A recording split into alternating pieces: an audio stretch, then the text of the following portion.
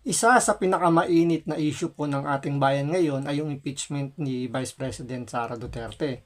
Kasi pangalawang beses na itong i-attempt nila na masipa sa pwesto itong si VP Sara.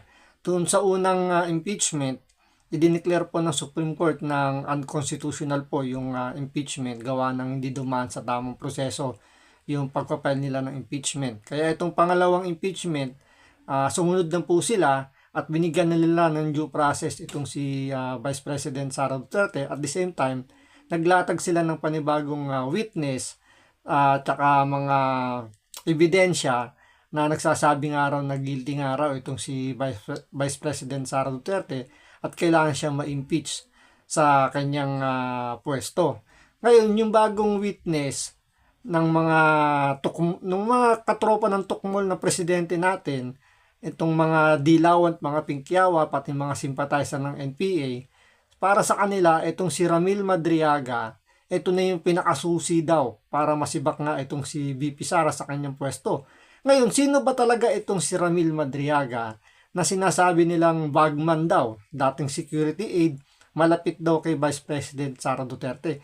Yan po yung aalamin natin at kung may katotohanan ba yung mga pinagsasabi niya laban dito kay Vice President Sara Duterte na parang sa mga sympathizer ng NPA, sa mga dilawan, sa mga pingkyawa, ito na yung magiging hudyat ng katapusan ni Vice President Sara Duterte. Kaya dito, ipaliliwanag po ng abogado ni Vice President Sara Duterte kung ano-ano yung mga kasinungalingan daw nito ni Ramil Madriaga at parang sinasabi pa niya rito na blessing pa itong ginawa ng mga kalaban ni Vice President Sara Duterte dahil mas napadali pa yung kanilang trabaho para wasakin yung kredibilidad nito ni Ramil Madriaga. So ito, panoorin po natin, pero syempre bago ang lahat, kung hindi ka pa nakasubscribe sa Makapili TV, baka naman pwedeng pakipindot po muna yung subscribe button at the same time palike na rin po ng video, wala naman pong bayad dyan, kaya pindot na. So ito, panoorin po natin. One of the lawyers of Vice President Sara Duterte. At mapapaliwanag niya sa atin ang sino ba tong si Madriaga na ito at napakasikat itong na para bang kung pakwentuhin mo itong mga kalaban ni VP Sara, ito na talaga ang smoking gun. Ito na talaga ang pinaka witness nila para sa impeachment campaign nila. Kaya andito po ngayon, kasama natin ang, bago ko lang ito nakilala, pero anak ito ng aking friend. Welcome, Attorney Salvador Panelo Jr. Yes, Salvador Paulo Panelo Jr. So, Attorney Paulo, Yes. welcome. Thank you for... Anak pala to ni Salvador Panelo, yung dating spokesperson at chief legal presidential ni Pangulong Duterte. So, ibig sabihin, malupit din tong abogado. Kasi yung tatay niya, malupit. Siguro, malupit din to. Thank you for the invitation and thank you for having me. It's a privilege to be here with you. Now, Attorney Paulo, you're the lawyer of Vice President Sara in a perjury case against Madriaga. Can you tell us briefly why you are saying that this is a perjured affidavit?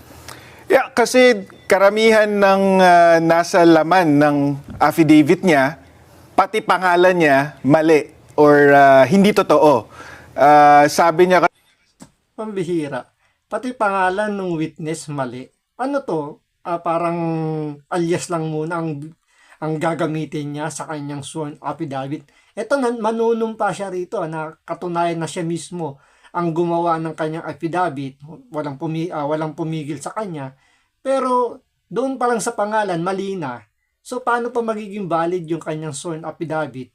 Kung sa umpisa pa lang, mali na kagad, sablay na kagad.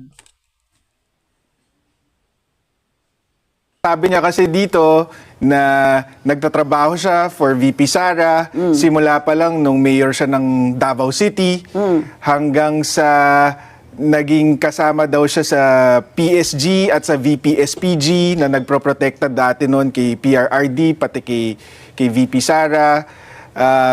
Pinabuo daw siya ng isang campaign group ni VP Sara noong 2020 may pangalang Easy Pilipinas, hanggang sa nagde-deliver daw siya ng limpak-limpak na salapi sa mga sasakyan na galing daw sa confidential funds. Nasa maleta ba? Nasa sasakyan daw po. Wala po sa maleta. Sa pagkakaalam natin, parang ginaya nila yung script nila nila Saldico na male-maleta, 'di ba? Dito kay Madriaga, hindi maleta, nakadapol bag daw. Yung mga pang-varsity na na bag na malalaki, doon daw inilalagay yung mga pera. So dahil bumenta yung script ni Saldico ng mga ex-marine ni Sergeant Gutesa na male-maletang pera, sinundan nila rito yung kwento. Pinalabas naman din nila, nakabag din, dapol bag naman. Yun din yung ginagamit ni di umano ni Madriaga at ni BP Sara sa pangongolekta nga daw ng mga pera. Ibang style. Pero itong si Madriaga, did he ever work in any way, directly or indirectly, with Vice President Sara in Davao? Hindi po. We have, hindi lang po sa Davao City, we have certifications from the Davao City Local Government, the Presidential Security Group, the Vice Presidential Security and Protection okay. Group, So, Department of Education, and even the Office of the Vice President. Wala po siyang connection sa hindi mga ba ito opisina. si Madriaga ngayon nasa kulungan? Opo. Anong kaso, attorney? For kidnapping for ransom. Aba, bongga. Bongga pala ang kaso nitong Madriaga. At sinasabi nilang siya ang pinaka-credible witness against VP Sara. Isipin nyo pinaka-credible witness nakakulong sa kasong kidnapping. Tapos, yung mga 18 ex-marine, sinisilip nila yung credibility nila dahil ang kanilang salaysay, nag-deliver sila ng pera dito kay Martin Romualdez, dito kay Bongbong Marcos.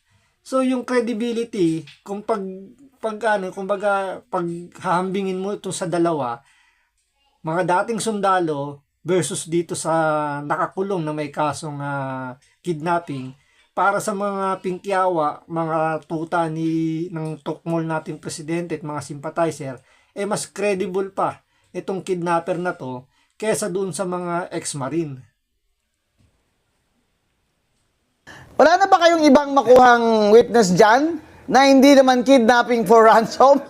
In fact, Attorney Guanzon, sabi nga ng PNP, nung inaresto siya noong 2023, ang description sa kanya is siya ang leader ng Madriaga Kidnap for Ransom Group, which is one of the most dangerous criminal syndicates in recent history. That was the description of the PNP. Wow, and that's in official PNP documents. Well, it was reported. It was reported as coming from the PNP.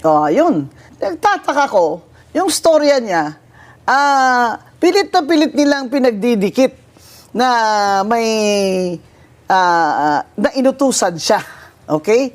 In behalf of Vice President Sara na magdala daw ng pera. Ano ba itong mga pera na ito, attorney? Ang Sinasabi sinasabi niya, confidential funds daw. Magkano daw? Merong delivery ng 80 million, merong tigta 33 confidential fund. million, merong patang 1 billion. Paano daw niya alam na confidential funds? Wala siyang sinabi, hindi niya in-explain. Basta inutusan lang siya magdala. Sino Oo daw daw. nag-utos sa kanya? Si VP Sara daw mismo. Oh, talaga. May text siya. Di kagaya ni Yusek Bersamin. May text sila ni Bongbong. Oh, di ba? Bongga, ito. Walang text. Attorney. Wala. So far, yung affidavit niya mismo, wala talagang substantiation, walang nakadikit na any evidence. Oh, saan daw niya kinuha yung pera? Well, sinabi niya, inabot daw sa kanya ni Colonel Dante La Chica, na dating OVP security officer. At Bakit daw sa kanya inabot? dahil parte nga daw siya ng grupo. Pero meron tayong testimony from Colonel Dante La Chica na hindi niya man kilala tong si Madriaga. At saan daw niya deliver at kanino? Kung kani-kanino, meron daw sa parking lot ng Mega Mall, meron sa Ombudsman parking lot, meron sa isang mayor in Laguna na hindi naman pinangalanan, meron sa Novaliches, sa Santiago family. Pero walang mga detalye, 'di ba? Oo. At yung mga Pambihirang witness yan. Yung mga mahalagang detalye, lalo na doon sa mga pagde-deliver ng pera, dapat man lang alam niya kung sino yung binigyan, yung eksaktong lugar, di ba? Kung magkano yung amount. So, makikita nyo rito na puro puro laway lang yung pinakapuhunan. Wala siyang maipakitang mga ebidensya. Kung ihahambing natin sa 18 ex-marine, sila may mga picture, 'di ba? Detalyado kung kailan nila dinala, sino-sino yung mga tumanggap. Pero pagdating sa credibility, mas lamang pa rin si Madriaga compared dito sa mga ex-marine. Yung mga detalye na binigay niya, kunyari, meron siyang sinabi, dineliver niya sa Mega Mall parking lot. Tapos, white Vios daw na may 80 million ng laman. And then, a few days later, nakita niya daw na the same car minamaneho ni Miss Ria Kilala, asawa ni Attorney Ryan Kilala. Pero imposible yon kasi sabi nga namin dun sa complaint affidavit ni VP Sara, hindi naman nagda-drive itong si Ria Kilala. We have a certification from the LTO na she has no license. no driver's license at hindi talaga marunong mag-drive. So ang Yun lang, basag na kaagad. 'Di ba? Napakasimple pa lang ng ebidensyang hawak. Kumbaga wala pa nga ebidensya eh. Nanggaling pa lang doon sa affidavit nito ni Madriaga, doon kaagad soplak na kaagad. Paano nga naman magmamaneho ng isang sasakyan ng isang taong wala naman driver's license? Especially ito, asawa to ng abogado. So i-assume natin baka nasa law office to or isa ring tong lawyer. So alam nila yung batas. So doon pa lang, paano makakapagmaneho? Logic, di ba? Paano magmamaneho yan nang wala namang lisensya? So doon pa lang, sabog na kagad yung statement ni Madriaga. Pero para dito kay Ladilima, sa mga Pingkyawa, sa mga Dilawan, mga sympathizer ng NPA, si Ramil Madriaga pa rin yung pinaka-credible nilang witness versus Vice President Sara Duterte. So, ang timing lang, attorney, gusto ko makita. Kailan siya nag-execute nitong affidavit niya? November 29, 2025. Simula na noon ang first impeachment, di ba? Meron na. Tapos na. Voided na ang first impeachment. Tapos na. Tapos, at saka siya ngayon, sa November siya. Bakit daw ngayon lang siya nag-affidavit niyan?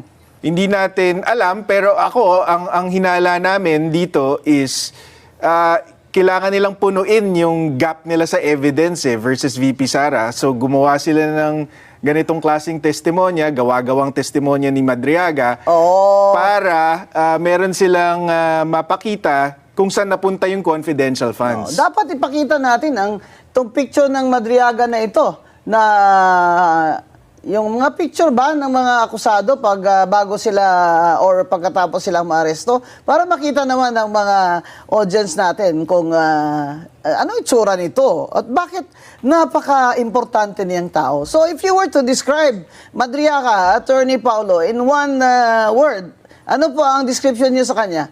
Huwad, sinungaling. Yun ang bod nun, talagang.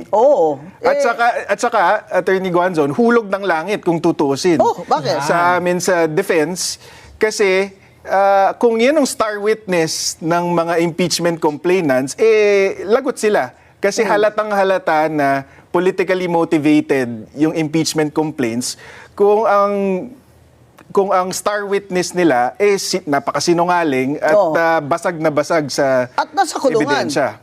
Nasa kulungan pa. Ang magandang tanong doon, sino kaya nakahanap dito sa kay Madriaga na Yan, good question. Sino kaya yung nakahanap? Sino yung nasa likod ni Madriaga para tumistigo dito laban kay Vice President Sara Duterte? Kasi kung wala namang handler yan, wala namang di ba? Kung isipin niyo, wala naman siya pakinabang eh. Kung magte-testify siya kay Vice President Sara Duterte, lalo na kung ganyan mga sablay-sablay yung kanyang affidavit. Pero may nakabackup na mga Duterte haters tulad ng mga sympathizer ng NPA. So ibig sabihin, merong nasa likod dito ni Madriaga. Ang tanong, sino kaya alamin natin dito? na para sut-sutin ito na mag-affidavit. Sa palagay mo? Wala kaming ebidensya dito, Attorney Bing, pero halata sa amin, pag binasa mo yung Madriaga affidavit, na si former Senator Trillanes ang posibleng behind dito kay Madriaga. Yun lang. So, malaki ang posibilidad talaga at maraming naniniwala na si Trillanes talaga yung nasa likod nitong paglabas ni Madriaga. Sinungaling nga itong si Madriaga.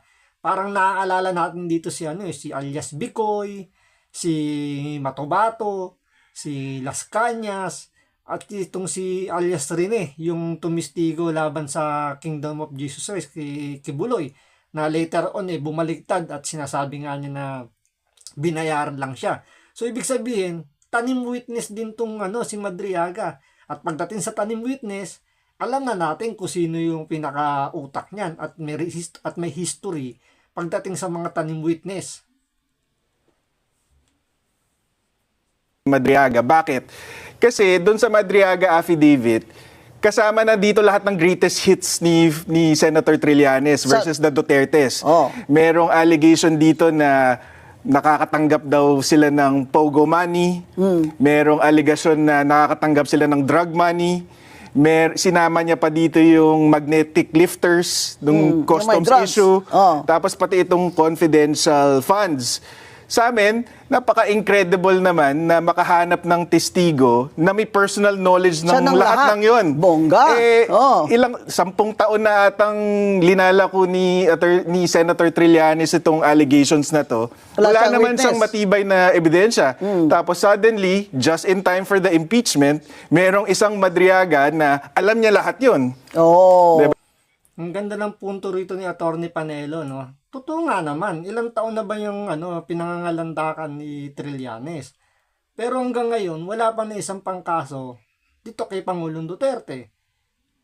Nag-hearing na dun sa Quadcom, nag-hearing na sa Senado, pero hindi naman nila napatunayan. Kahit nga yung AMLAC pinasinungalingan yung sinasabi ni Trillanes na may pumasok na malaking pera dun sa account ni Pangulong Duterte. So doon pala makikita na natin na kung sino talaga yung nasa likod nito ni Ramil Madriaga.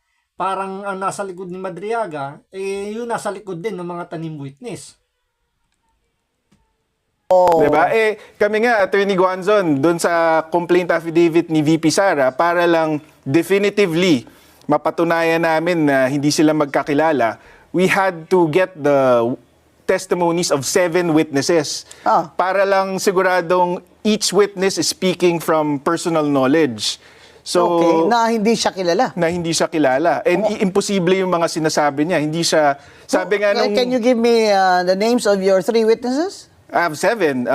That's former PSG Commander Major General Jose Niembra. And then we have a former PSG Commander Brigadier General Randolph Cabangbang.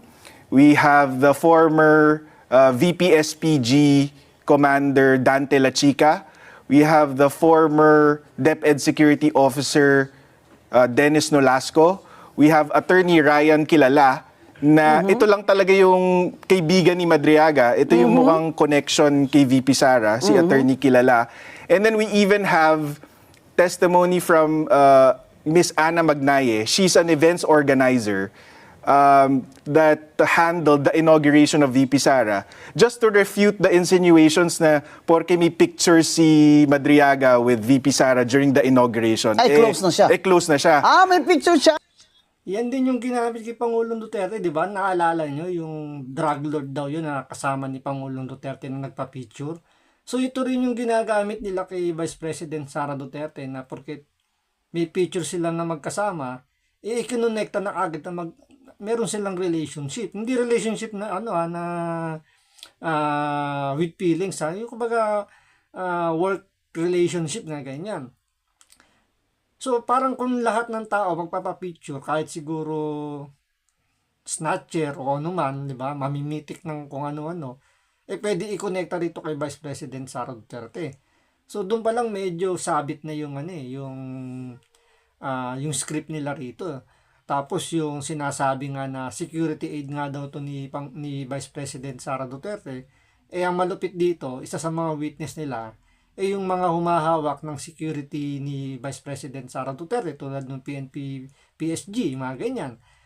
Siyempre mahigpit yan, lalo na isa sa pinakamataas na opisyal ng gobyerno natin. So talagang todo ano yan, todo bantay yan dahil sa whatever happens sa presidente natin, kailangan ready yung vice president na mag-take over. So doon pa lang masisira na kagad yung ulo nito ni Madriaga kapag tinanong na to sa cross-examination kung matutuloy pa yung impeachment. Dahil ang hirap patunayan lalo na kung wala kang ebidensya may papakita. Picture siya, nakita ko nakabarong siya. Ito ma'am, Oo. doon sa testimony ni Ana Magnaye, pinapakita niya doon na number one, hindi imbitado si Madriaga doon sa inauguration. He was just a last-minute replacement for Attorney Kilala because hindi nga kilala ni VP Sara Bakit sino ba itong attorney kilala at pinasubstitute niya yan sa kanya? si Doon sa event na yon. Si Attorney Kilala, Associate Dean dati ng San Sebastian, doon nakilala to ni VP Sara. Ba't naman niya kilala itong kidnapper? Because itong si Madriaga, na-convict na to actually before, in the early 2000s, for another kidnapping, for a Kliyente separate kidnapping. Kliyente ba ni attorney kakilala? Hindi po, pero ang nag-handle po ng appeal niya sa Supreme Court ay yung San Sebastian Legal Aid. I see. So, doon niya nakilala itong si Attorney Ryan So, Kilala. ano siya, indigent. So, ibig sabihin, dati na palang kidnapper ito. Tapos, at the same time, sabit lang pala sa event. Tapos, biglang pinalalabas niya na close sila ni Vice President Sara Duterte. So, mukhang may something dito sa taong tong si Madriaga. Mukhang may pagka-obsessed to kay Vice President Sara Duterte na porket lang na magkasama sila, feeling niya na kagad close sila. So dito pala makikita natin na puro sablay yung mga sinasabi nito ni Madriaga.